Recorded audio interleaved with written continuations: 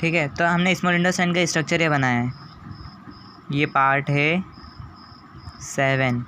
ठीक है, पिछली वीडियो में मैं आपको बता ही रहा था कि स्मॉल इंटेस्टाइन का स्ट्रक्चर ऐसा होता है, गिचुड़ पिचुड़ मैंने आपको बोला था। ठीक है, तो ये ऐसा स्ट्रक्चर होता है जो प्रेजेंट होता है यहाँ पर।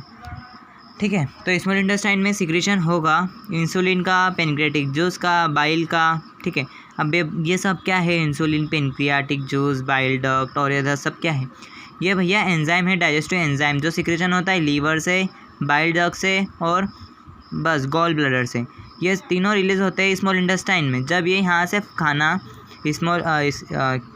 स्टमक में से स्मॉल इंटेस्टाइन में खाना जा रहा होता है, जब यहाँ से एंजाइम्स रिलीज़ होते हैं फूड के साथ, और स्मॉल इंटेस्टाइन में विलाय होती है। अब मैं बता दूँ एब्जॉर्प्शन कहाँ होता है। एब्जॉर्प्शन होता है इस स्मॉल इंटेस्टाइन में ही। ठीक है, स्मॉल इंटेस्टाइन में एब्जॉर्प्शन होता है, और वो कैसे होता है ये मैं बताता हूँ।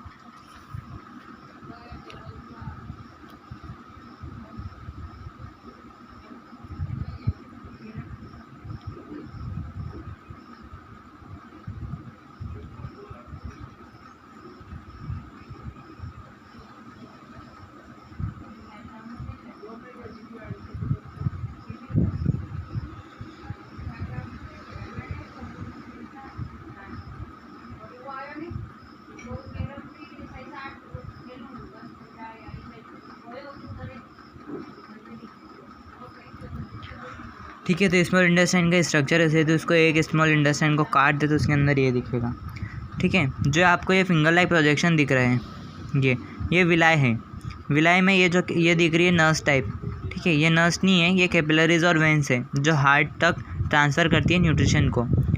और ये पता ही आपको रेड ब्लड सेल और इसमें सब पाए जाते हैं, और यही ट्रांसफ़र करते हैं पूरे ब्लड में खून। ठीक है, तो ये विलाय है जो सरफेस एरिया को इंक्रीज़ करती है। यह आ सकता है कि डिफाइंड विलाय, तो विलाय स्मॉल फिंगर लाइक प्रोजेक्शन होती है, वो सरफेस एरिया को इंक्रीज़ करती है और एब्जॉर्प्शन में काम में आती है। प्रोटीन को एब्जॉर्प्शन करती है, कार्बोहाइड्रेट को एब्जॉर्प्शन करती है। ठीक है, तो ये इसका माउथ है जहाँ से फूड अंदर और या फिर न्यूट्रिशन एब्जॉर्ब करके ये यहाँ पर कैपिलरीज में देगी। ठीक है, कैपिलरीज में जाने के बाद ये कैपिलरीज पूरी बॉडी में ट्रांसफ़र कर देगी, ठीक है, अब ठीक है ना। ठीक है, ये पूरी बॉडी में ट्रांसफ़र कर देगी न्यूट्रिशन को, विटामिन्स को, मिनरल्स को, प्रोटीन को, कार्बोहाइड्रेट को, जो भी मिनरल्स उससे जो भी न्यूट्रिशन मिल रहा है उस खाने से, वो पूरी बॉडी में उसको ट्रांसफ़र कर देगी। ठीक है, तो स्मॉल इंटेस्टाइन में जब डाइजेशन हो जाता है तो वो डाइजेशन होके वो लार्ज इंटेस्टाइन में फूड जाता है। लार्ज इंटेस्टाइन में फूड यहाँ से जाता है, और यहाँ पर होती है अपेंडिक्स होती है। अपेंडिक्स एक खाली जगह होती है बॉडी में। यदि डाइजेशन के थ्रू वहाँ पर यदि कुछ खाना जमा भी हो जाता है तो उसका ऑपरेशन होता है। ठीक है, ये फिर जाता है लार्ज इंटेस्टाइन में फूड। लार्ज इंटेस्टाइन के भी बहुत सारे पार्ट होते हैं, जैसे colon, rectum and the large intestine. ठीक है, इसके भी पार्ट होते हैं, वो अभी नहीं पढ़ना है अपन को, 11th में पढ़ेंगे। ठीक है, तो ये फूड ट्रांसफ़र होता है लार्ज इंटेस्टाइन में से। ठीक है, तो इसमें एब्जॉर्प्शन कुछ नहीं होता है, बस यहाँ पर अपने नेफ्रॉन्स लगी रहती है, किडनी रहती है, जो भी फूड अनडाइजेस्ट होता है उसको ये फ़िल्टर करती है, यूरिन का फॉर्मेशन करती है, जिसमें कैटायंस होते हैं, आयंस होते हैं, कार्बोलिक एसिड रहते हैं, जो भी एसिड प्रेजेंट रहते हैं फूड के साथ, और एक्सक्रीशन के थ्रू वो बाहर निकल जाते हैं। ठीक है, तो एनस एक्सक्रीशन का मेन पॉइंट रहता है, जो कि एक्सक्रीशन में काम में आता है। जब अनडाइजेस्टेड फूड हो जाता है, पूरा एब्जॉर्प्शन के बाद जब विलाय एब्जॉर्ब कर लेती है, उसके बाद अनडाइजेस्टेड फूड अपेंडिक्स के होकर लार्ज इंटेस्टाइन से होकर एनस के थ्रू आते हैं।